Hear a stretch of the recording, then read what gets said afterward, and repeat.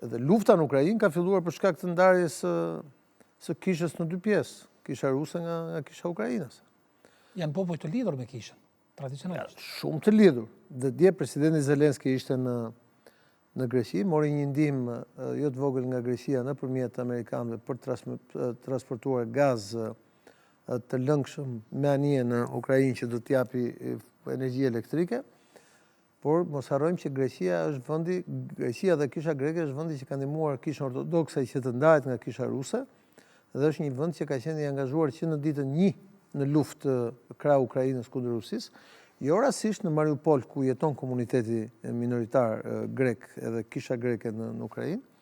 Është kisha greke ka qenë dhe konsullata greke ka qenë objekti i parë që është bombarduar nga Rusia në ditën 1 të fillimit të luftës më 24 shkurt të 2022-shit. Kështu që situata është delikate, pra përveç kësaj situate kemi edhe përparimin pra në front, rënien në front. Besoj që ne do na japë energjia një herë dhe të diskutojmë bashkë, por para kësaj, Kulla, ju si specialist apo i specializuar në fushën ushtarake, e kishit parashikuar se kjo luftë mund të zgjaste kaq shumë?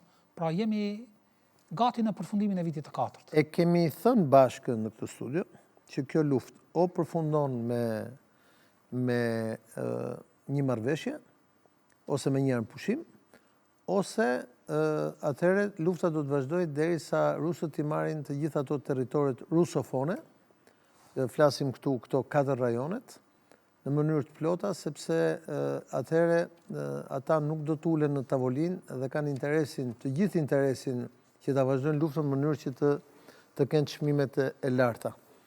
Pra keni parasysh që nga Mariupoli që është këtu poshtë, ne nuk e shohim, deri në Pokrovsk janë gati 250 kilometra. Por ama para 2 vitesh fronti ishte këtu, në Avdivka. Tani kemi ardhur këtu. Që kemi edhe një harë tjetër më të qartë, kupton? E mirë, të lutem, po.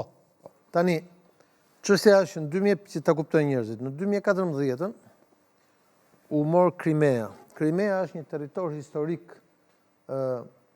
rus në Ukrainë, i cili ju dha Ukrainës në kohën e Bashkimit Sovjetik nga presidenti i atëhershëm i Bashkimit Sovjetik që ishte Ukrainas vetë, pra nga Nikita Khrushchevi. Crimea përfundon 2014 dhe rusët e lidhin me urë, duke thënë që ky është një territor rus dhe do t'i kthehet Rusisë.